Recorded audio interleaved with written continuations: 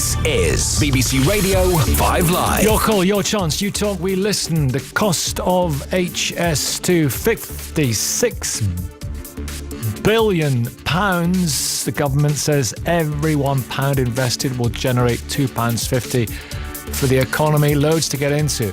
Much needed transport link improvement. People taking the train instead of driving or flying. Jobs. On the other hand, destruction of trees and wildlife, people losing their homes. Is it a waste of money or is it money well spent? HS2, is it worth it? That's your call. HS2. So I'm just looking at the text, mainly negative at the moment.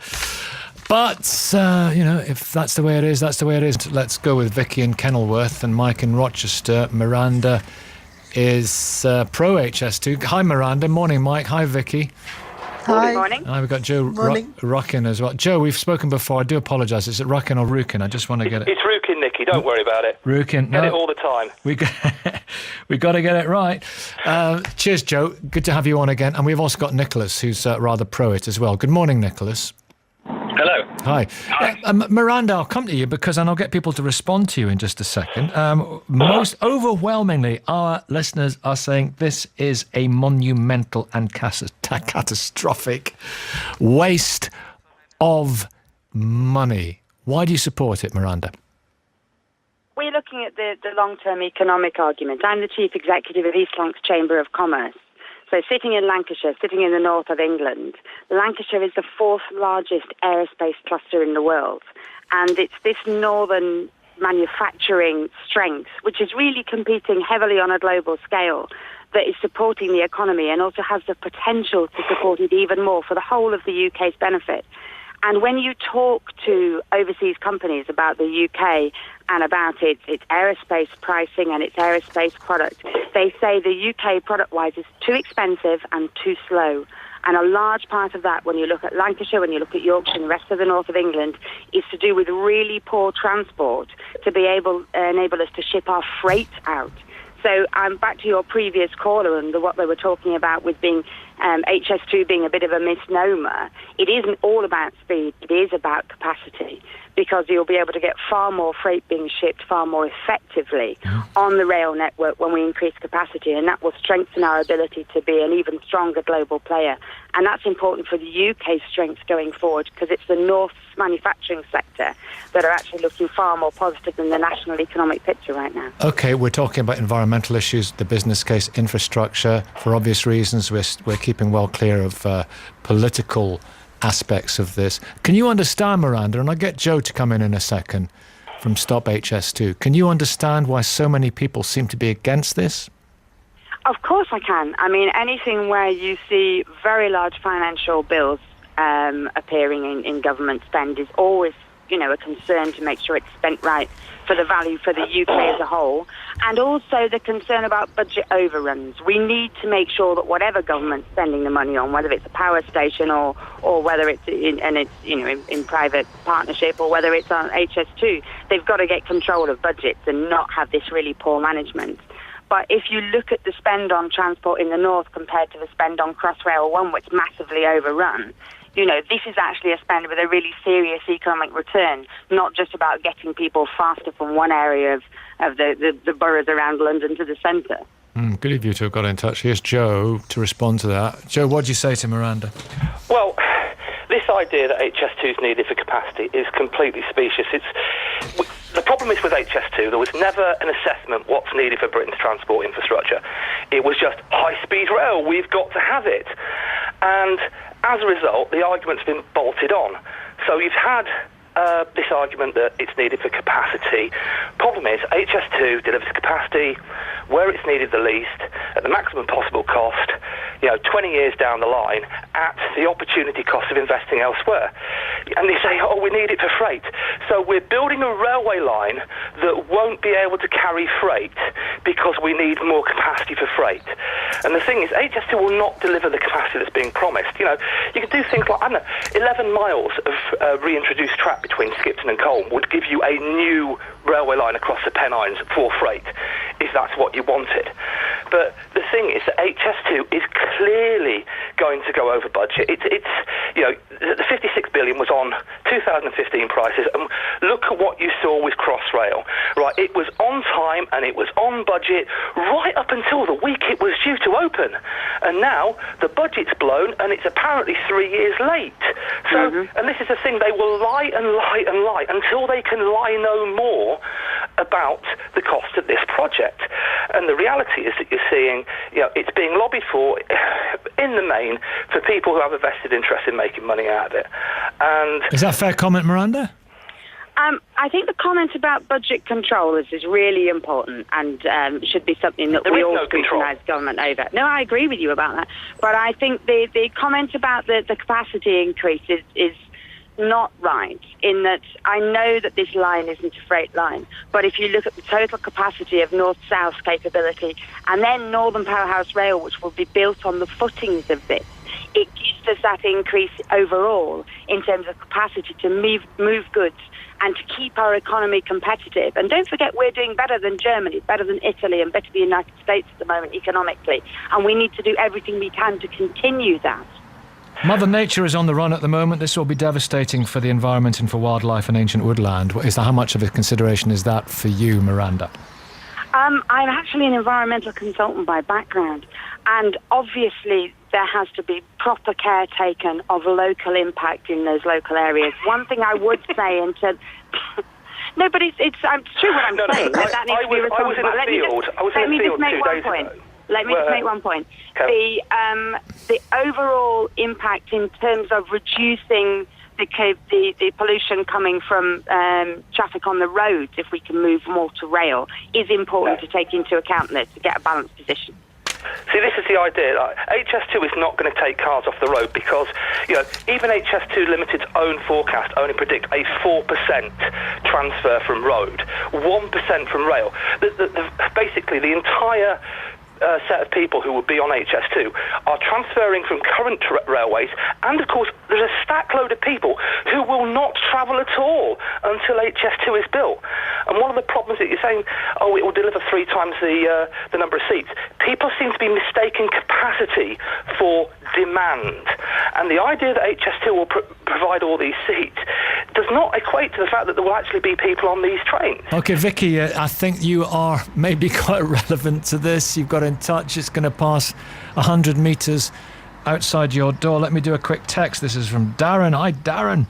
So long as this is reflecting what the boss said earlier on this programme. So long as HS2 builds new ecological areas, they can destroy an equal number of habitats to quantify a 0% impact. Areas that have taken thousands of years to mature will be replaced with new ones within a decade. I didn't realise how clever we are. So, Vicky, what's happening with you? Well, I've got a house that's got 13 acres of land, and they've taken a 4-acre corner off it, so it's no longer a square. But the corner they've taken is a corner of ancient woodland. Now, it's interesting, everyone's talking about how wonderful they've been environmentally, but we've had so many surveys where we get a letter and they're coming to look at the bats, and they're coming to do a test in the pond to see about the newts, because we have newts in our pond. And I've never actually seen anyone, and I certainly haven't, we've got every kind of wildlife you can possibly imagine. I haven't seen anything being done to safeguard that wildlife, or indeed to actually assess what wildlife is there. So I dispute that these surveys are actually taking place. They're talking about them, they're saying they're being very good about them, but I can't prove it, but I would dispute that they are being as careful as they say. Now, let me bring Sean in here. I'll come right back to you. Sean Farrington, you're with us there in Birmingham. It's interesting what the boss said earlier on. He was talking about the translocation of hedgehogs. A few eyebrows were raised at that. That's a massive undertaking. Well, it's interesting hearing there about the very local experience of it. Are people turning up and doing the surveys? And this is where the spotlight is really going to be on HS2, whether it's having your house, having a compulsory purchase obligation put on your house, and how they're treating people with that. Here in Birmingham today, it's quite gobsmacking to see 90 archaeologists at work. Today, where I am, this is much more of an archaeological dig than it is a construction site for building a new huge terminal. And so to hear that they're employing ecologists is a surprise, and it shows the extent of the disruption that they are putting in place. There is no argument about the disruption. You look in the centre of Birmingham right now, there's a huge construction site, and people are driving and walking to work almost, it feels like, straight through it. So it's how they monitor that disruption. And the woodlands issue is one that the Woodlands Trust, when they hear about the 7 million trees being planted along the line from London to Birmingham, the Woodland Trust call that greenwash nonsense. And it will be these individual stories that will really tell the true tale over the coming months about how HS2 are carrying this out. Okay, well, if I can just come back on that, Nicky. I'd like, if I may, and I will let you come back on that, and we'll also bring Nicholas in, I believe, who's pro HS2, but I want to come back to Vicky, as I said I would. Vicky, what's it going to be like when it's up and running and built? What's your life going to be like?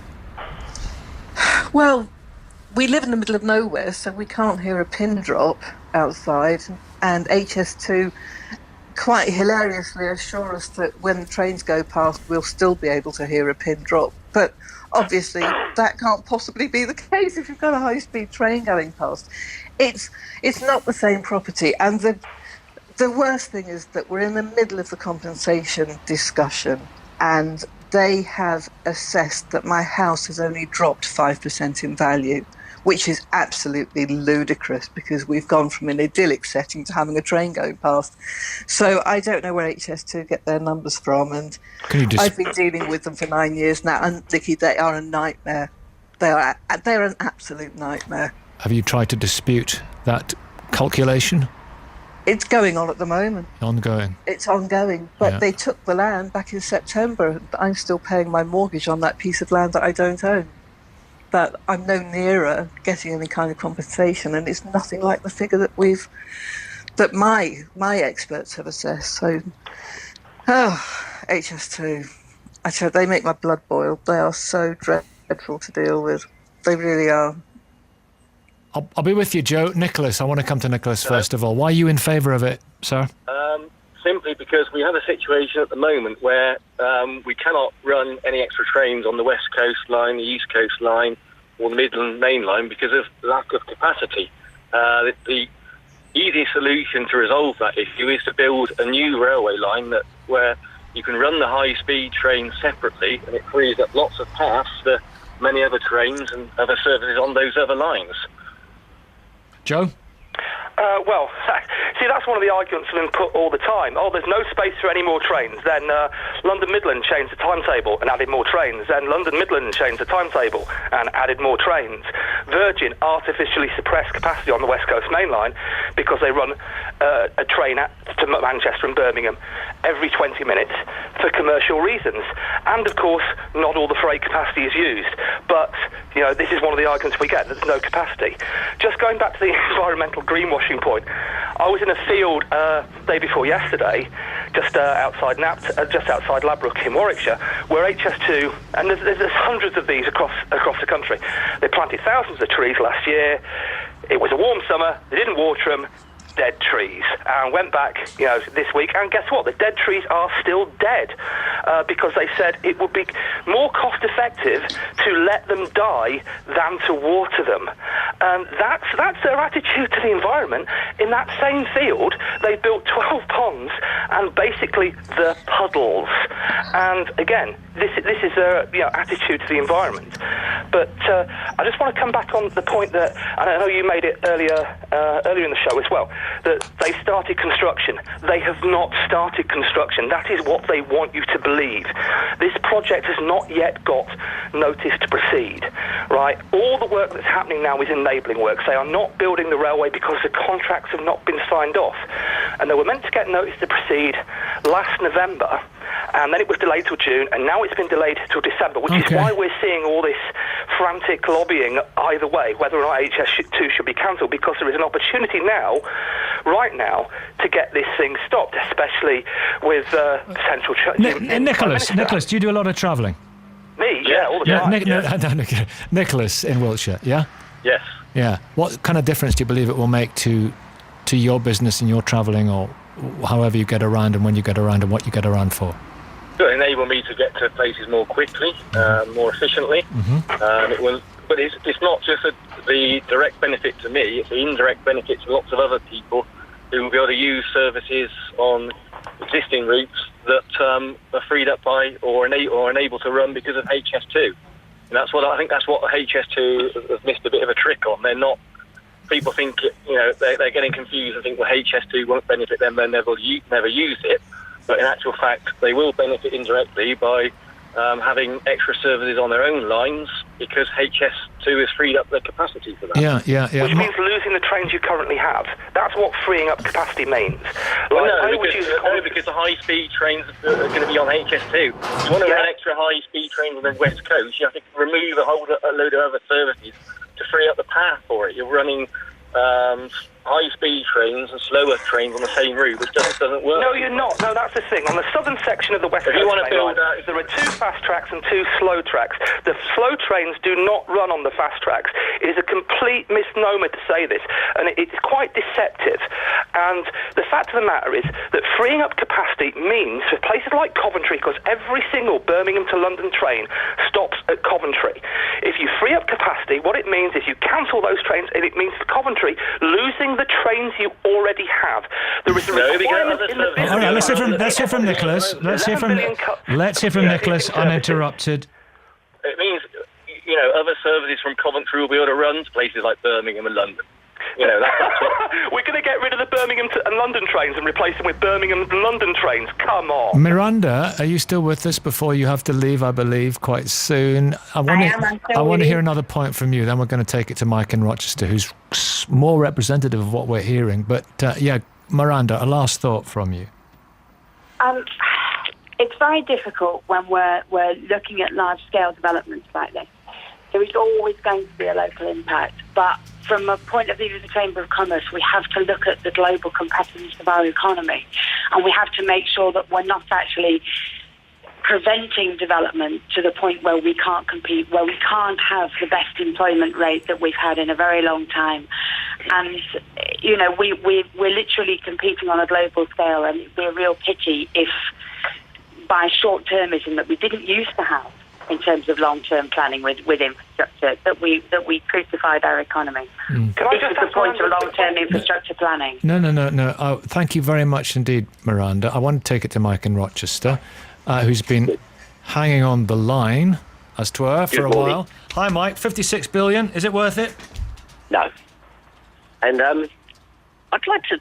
I've been listening to everybody talking, and I get everybody's points of view, but we're living in a changing world. Now, our company, for example, we sat down, we thought about this a few years ago, and decided we would work out with our client base, including some in Lancashire, how to do away with all the travel that we were doing for meetings and everything else and reduce costs. And it's worked for everybody. We've cut 90% of our travel, that's flights and trains and driving, out of our budget through using technologies, using Skype, for example, for meetings, things like that. Now, what worries me, I was just listening to someone saying about the capacity.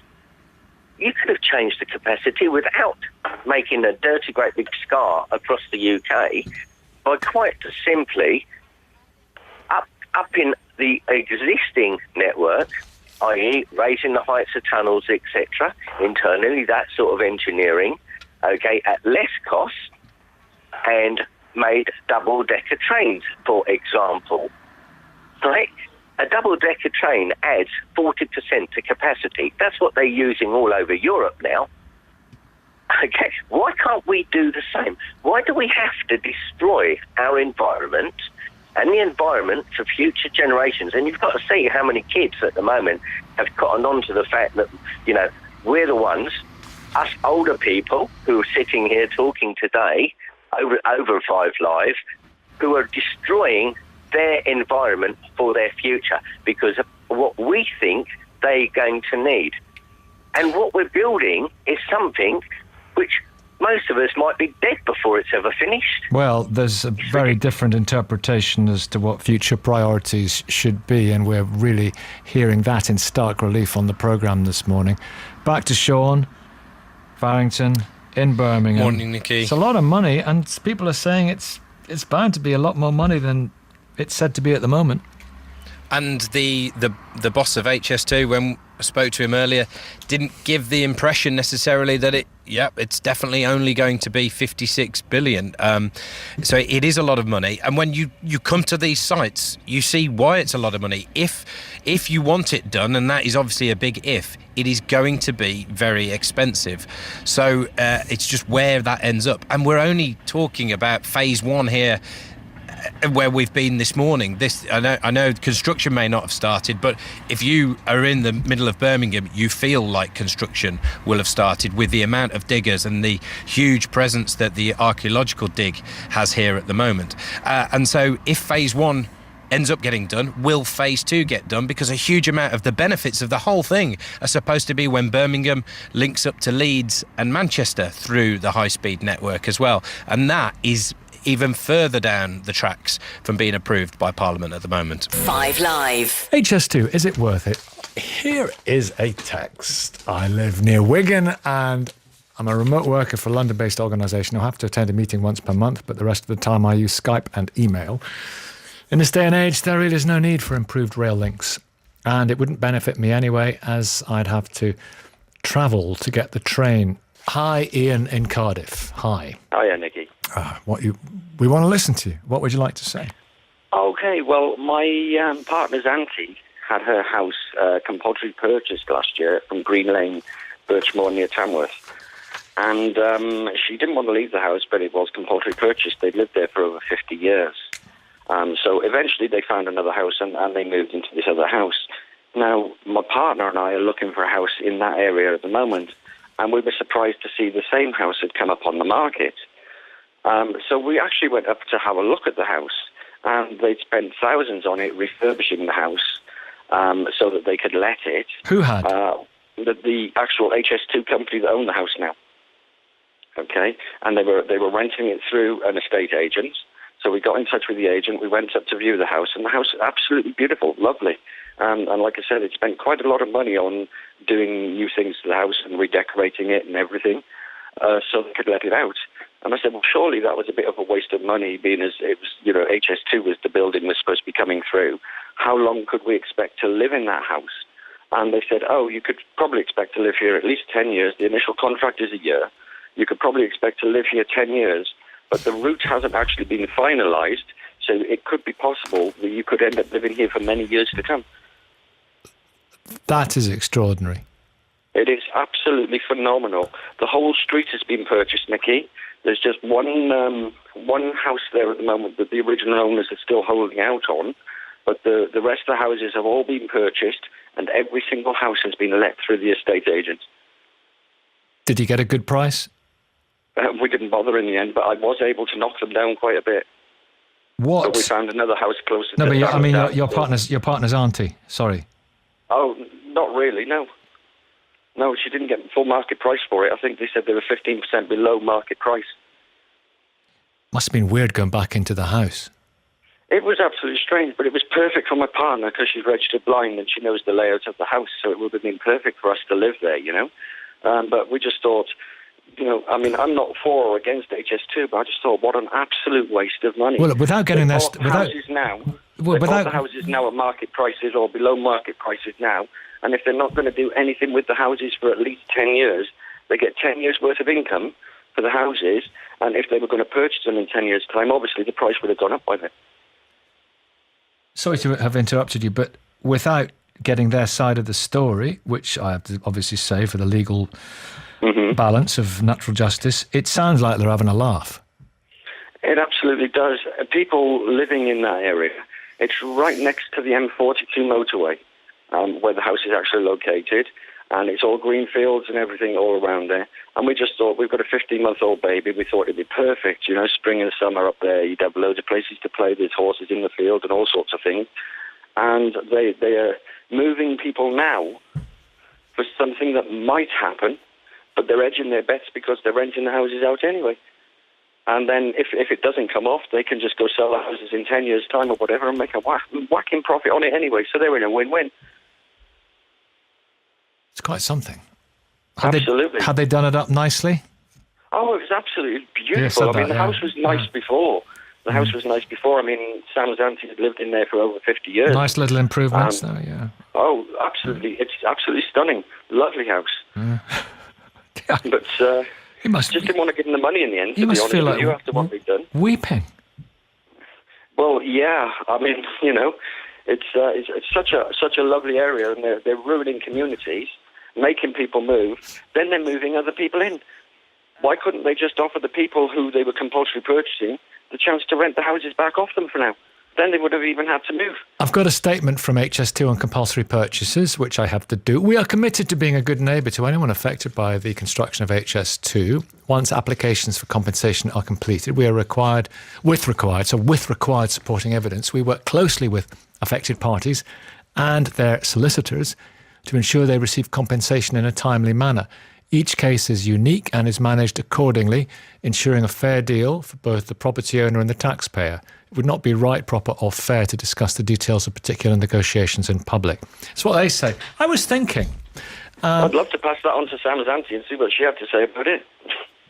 Well, I was thinking about, negotiations with affected parties and their solicitors. There might be a moral case for HS2 paying, maybe they do, or maybe, I don't know, paying the legal fees for the other side. Just a thought. Well, what I don't understand, Nicky, is, if they knew they were going to be renting the houses out anyway, if they do have to do the compulsory purchase, why couldn't they just purchase the houses if they have to do that? And negotiations, compulsory purchase isn't a negotiation. It's compulsory. You have to sell to them. What's a negotiation about that? We're going to bring in Martin in Warwick and Chris in Sheffield and Brian in Leeds to join us. Hi, everyone. Good morning to you. Hi, Nick. Good morning, Nicky. Hi, Nick. Martin, what do you think? I think that the argument about the price isn't the right argument to be having. £56 billion is a lot of money, but people are throwing it around as if it's a £56 billion cheque that has to be written today.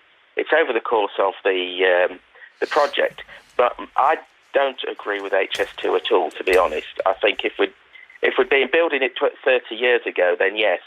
But the way technology has moved on now with things like Skype and 3D printing, the need for people to travel to meetings has been cut quite a lot. So I think the fundamental argument about needing to increase the capacity for people to move between the North and London isn't as great as they think it should be. Mm-hmm. So, that's the... like I say, £56 billion sounds like a lot of money. Over the course of the project, it's not that much when you think of other commitments that governments have, like £39 billion to leave the EU, for instance. Fair point. So have you got friends that are going to be particularly affected by this?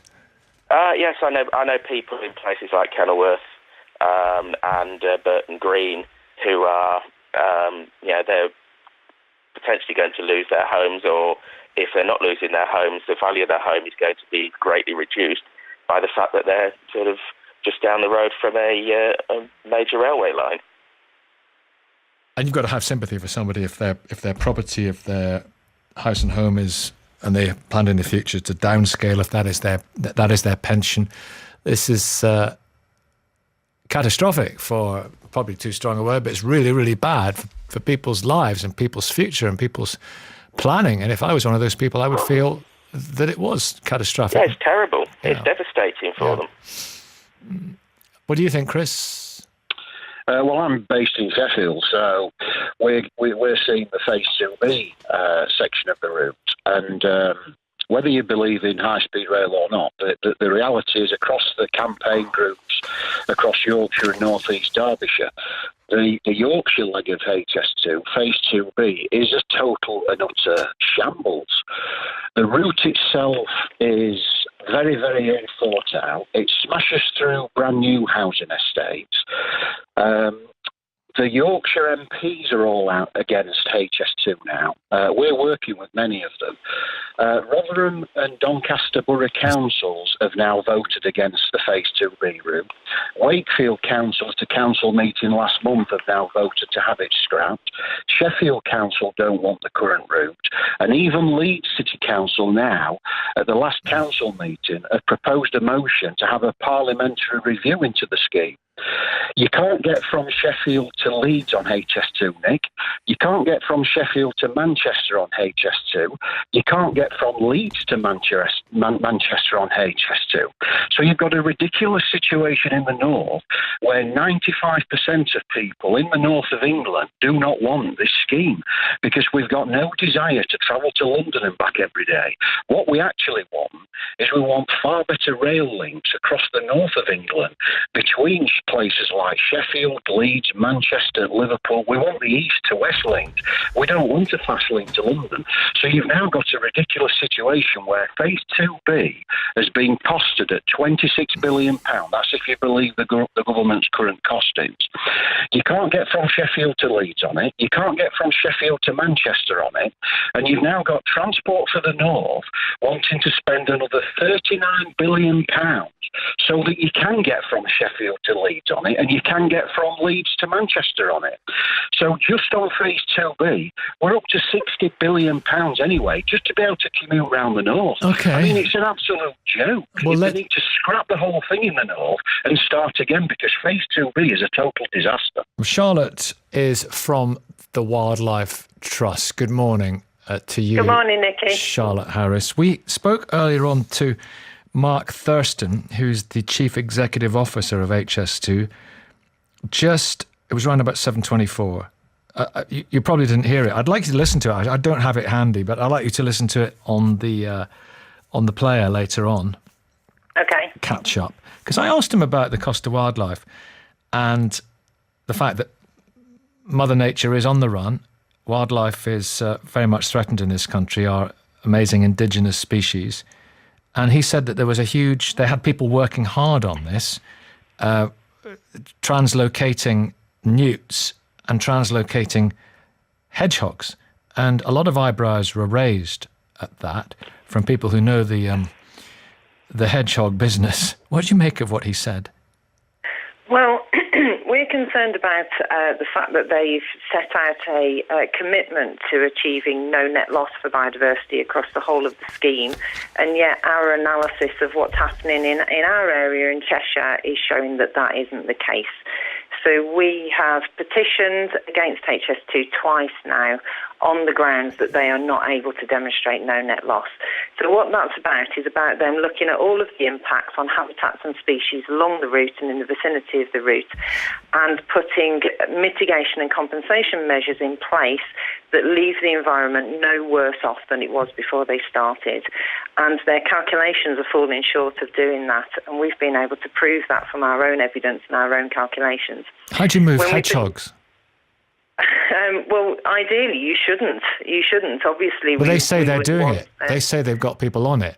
And I'm very intrigued as to, apart from the fact that you've got very, very thick gloves, but seriously, they are very, they're territorial creatures. That's right.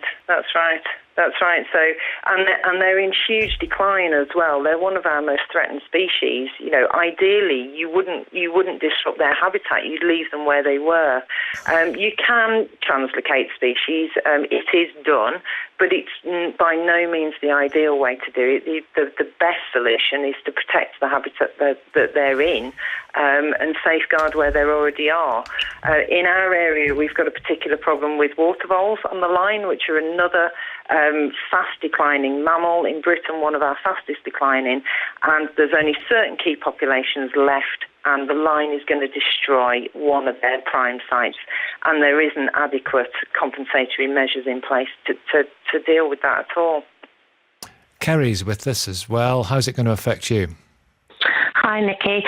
Yeah, where I live, it's a very sort of built-up area of like suburban London, northwest London, and here it's just absolutely wreaking havoc with people's lives in basically every way, from absolute lack of care and compassion and actually competence from staff at HS2, whether it's people trying to sell their house, whether it's just a letter that we are owed. We had to wait for it for 2 years just for a letter, and we were begging and chasing and lobbying and complaining through the official channels. You think, what else do I need to do? You know, I've got a job, I've got a life. Their job is to send me that letter, and they can't. They can't even do that. We have disruptive road closures. We have a road, it's quite a major road here. They told us it would never be closed during petitioning, and now it's been closed for the fourth time, and it's going to be closed for 8 weeks. And it's like, hang on a minute, you said it would never be closed, so either their plans were useless or they're useless. But either way, during GCSEs and A-levels, our local road transport system in the London Borough of Hillingdon is going to have a massive, massive gridlock, and they don't care. And we've asked them, and we meet with them every month as a community group. We have done since 2012, and very simple things we ask for, like please avoid road closures, you know, make them in the school holidays where there's less traffic on the roads. They've just ignored us again. You know, it's devastating people who are trying to sell, similar to Vicky that was mentioned before, but here it's just lots more smaller houses, but they're just all, you know, no one can sell if they're just back onto the line. We're losing things like our golf club. We're losing, which is like a cheap community golf club run by the council, so it's like something that's good for people in London. We're losing trees. We've had trees chopped down, and I've tweeted a picture to your account. They've just left them lying by the road since March, just dead trees, all chopped up just by the road. Everywhere we go, there's injuncted land. People are scared to walk their dog in case they get taken to High Court. And the thing is that the annoyance can be somewhat mitigated by good communication, but you said that's lacking. Charlotte Harris at Cheshire Wildlife Trust. What has the communication from the company been like to wildlife trusts and wildlife defenders? They will meet with us on a regular basis, and they will tell you all of the right things. They'll tell you all of the things that you want to hear, and yet when their reports come out, they're often saying something quite different. So we feel like, you know, they will go out of their way to try and appease and to sound like they're doing the right thing, but the reality is often quite different from that. Okay, Brian in Leeds, sorry to have kept you. That's okay. Are you for it or against it? What is it worth it? I'm against it. It's a complete waste of money. Everybody's saying it's going to be 50-odd billion. It won't be. It's going to cost in excess of 100 billion by the time we get to the end of it. It's not a 25-year project. It's a 30 or 35-year project. You're in Leeds. Won't it be great for Leeds? Well, with the 9 minutes it'll buy me, I'll still go to the same meetings in London at the same time. I'll probably be able to nip to the loo before I get to the meeting. That's what it'll buy me. The fact is, by the time it gets delivered, technology will have moved on again. You don't need to move people in the way you do now. Skyping and general communications will be far, far better. And the only thing you'll be moving up and down is basically freight.